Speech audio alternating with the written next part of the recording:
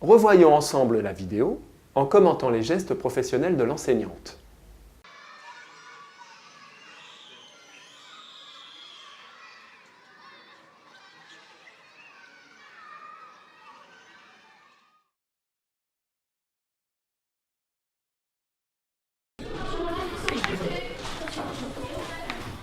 On va avoir un objectif. Je vais vous proposer d'être capable de comparer les efforts que l'on doit fournir pour réaliser toutes les activités quotidiennes. Voilà. Donc ça va être notre objectif pendant les 3 séances. Passer une ligne, être capable de comparer les efforts que l'on doit fournir pour réaliser les différentes activités quotidiennes. Notre première séance aujourd'hui, je vais vous proposer de faire 3 activités simples et de comparer pour ces 3 activités simples les efforts que l'on fournit. L'enseignante présente l'objectif général de la séquence et l'objectif spécifique des 3 séances que les élèves vont vivre. 3e activité, vous êtes attentif à ce que je fais. Voilà, sur place, sans bouger, exactement. Alors, qu'est-ce qu'on va faire avec ces 3 activités? Voir quelle activité on doit faire le plus d'efforts. Voilà, je vous demande d'essayer de comparer les efforts à fournir pour ces 3 activités corporelles très simples. L'enseignante s'assure de la bonne compréhension de la situation en montrant les 3 activités que les élèves devront comparer. Elle construit une trace écrite au tableau qui s'appuie sur une description précise de chaque activité proposée par les élèves. Elle attire leur attention à plusieurs reprises sur l'objectif de comparaison de l'effort à fournir pour chaque activité. Les écrits restent accessibles, ce qui permet aux élèves d'y revenir aussi souvent que nécessaire. Ce que je vous propose, c'est d'écrire chacun ce que vous pensez. Un temps de réflexion individuelle facilite l'entrée dans la tâche de la majorité des élèves. Il prépare également les élèves aux interactions ultérieures qui seront potentiellement enrichies des apports de chacun.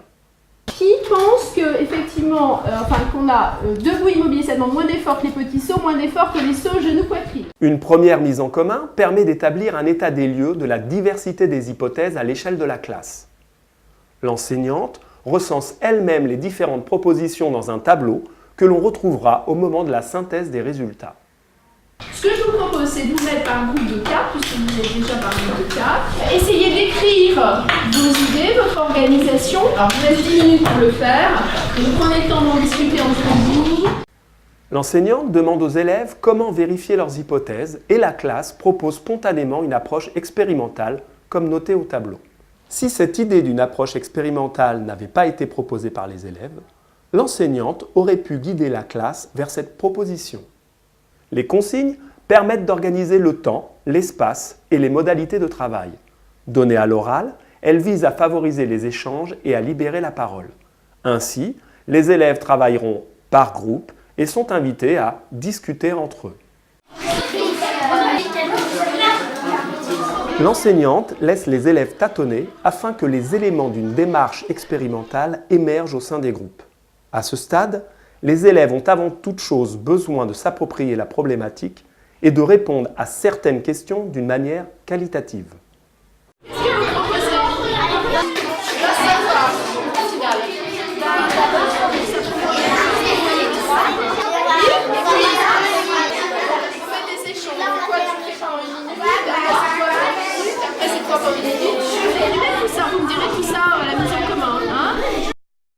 L'enseignante circule de groupe en groupe tout en laissant un temps suffisant de réflexion aux élèves en son absence. Cette modalité lui permet, sans brider l'imagination des élèves, de prendre des informations sur l'état de leur réflexion. Ce sera essentiel à l'organisation d'une mise en commun. Lors de cette interaction avec un petit groupe d'élèves, l'enseignante questionne le groupe de manière ouverte. « Qu'est-ce que vous proposez ?» Elle cherche à obtenir des précisions. « Comment tu vas savoir au final ?» Cela permet aux élèves de clarifier leurs pensées et à l'enseignante de mieux comprendre leur raisonnement. L'enseignante rappelle aux élèves qu'ils vont devoir témoigner de leurs travaux aux autres groupes. Vous me direz à la mise en commun. Elle les prépare de cette manière aux futures interactions. L'enseignante accorde de l'importance à la prise de notes durant l'investigation. Cette compétence, constitutive de la démarche scientifique, aide les élèves à clarifier leurs idées et à en garder mémoire, notamment pour se préparer à les communiquer. Je propose maintenant que ce soit Une seule personne. une seule personne. Qui fasse tout. Elle pourra dire lequel est le plus fatigant par rapport aux autres. Voilà. Donc qu'est-ce qu'on peut faire? Mesurer les battements du cœur, la température du corps. De la température du corps. Le cœur qui va battre vite. Alors le cœur qui bat. Il y en avait qui étaient essoufflés. Essoufflé aussi. Alors qu'est-ce qu'on peut faire, Paul? Sentir le pouls. Durant la mise en commun des travaux des groupes, l'enseignante accueille les propositions de manière ouverte et neutre. Dans un second temps, elle recentre l'investigation sur une solution pouvant être facilement mise en œuvre en classe. Cette solution s'appuie sur une approche quantitative. Adopter spontanément une telle approche est un apprentissage de longue haleine. Il est donc important d'insister sur la quantification durant les investigations, en veillant à une appropriation progressive de cette compétence par les élèves. Alors, j'explique comment on prend le pouls. Alors, il faut chercher un petit peu.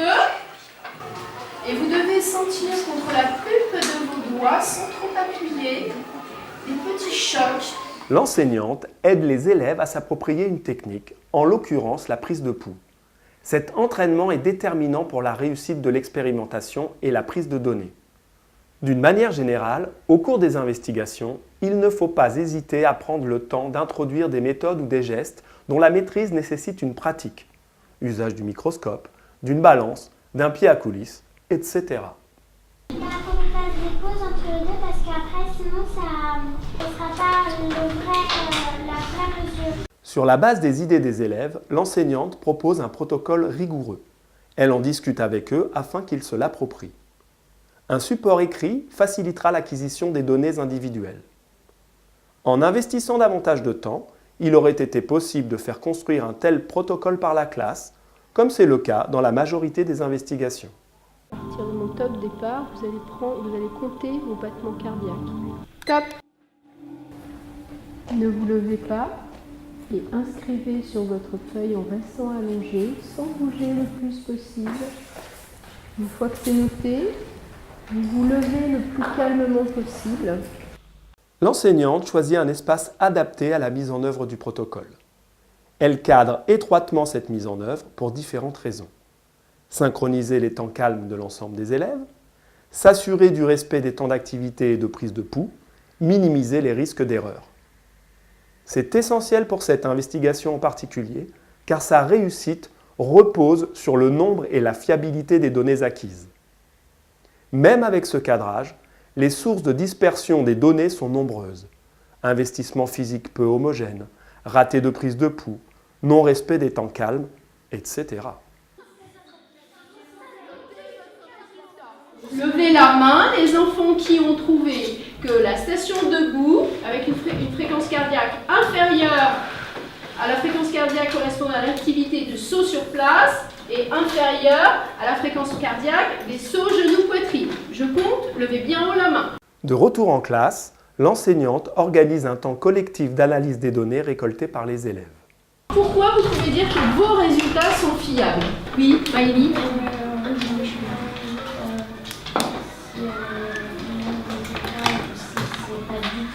Ah mais oui, ça c'est très intéressant de savoir si même rien que pour soi, on a effectivement les mêmes résultats sur les 3 repos allongés. En fait, toi, tu penses que tes résultats ne sont pas fiables. D'accord. Donc tu t'abstiens de répondre à l'étude de mesure puisque tu penses que tu as soit mal pris tes mesures ou que tu as coché, tu fais partie des enfants qui ont répondu par exemple non, et si tu es resté bien calme, tu as répondu non à une des questions. L'enseignante incite les élèves à identifier des critères de fiabilité des données expérimentales et les amène à porter un regard critique sur ces données. Les élèves expriment d'eux-mêmes que les fréquences cardiaques mesurées à 3 reprises au repos doivent avoir des valeurs proches. L'enseignante s'appuie également sur le questionnaire figurant sous le tableau de recueil des données. Plus généralement, Dans un enseignement des sciences fondé sur l'investigation, il est important d'expliciter des éléments de démarche scientifique transversaux à toutes les sciences. Bien, on trouve quand même que la grande majorité, 19, c'est quand même la grande majorité, 19 sur 24, trouve le même résultat. On a vraiment répondu à la question du début. L'enseignante aide les élèves à formuler une conclusion de portée locale, directement fondée sur les résultats de la classe. 19 élèves sur 24 trouvent les mêmes résultats. Elle revient également sur la question de départ, signifiant qu'on y a répondu. Comme on le voit au tableau, la conclusion fait l'objet d'une trace écrite. Elle porte sur des éléments de méthode, prendre son pouls, sur les conclusions de l'investigation, réponse à la question posée initialement, et généralise les résultats en ouvrant sur les prochaines séances. Selon les activités, le corps n'a pas la même dépense d'énergie. Lors de cette vidéo, il apparaît que l'enseignante fait des choix importants concernant principalement 3 éléments. Premièrement, en ce qui concerne le cadrage de l'investigation, elle fait des choix qui initient, orientent l'investigation et la délègue en partie aux élèves. Deuxièmement, l'enseignante apparaît comme la personne qui assure la gestion des temps de travail en groupe ou en commun et gère l'organisation spatiale de ce travail, par exemple en îlot, en salle de sport ou face au tableau. Troisièmement, par son positionnement lors de ses interactions avec les élèves, l'enseignante valorise leurs propositions et libère leur créativité tout en aiguisant leur esprit critique.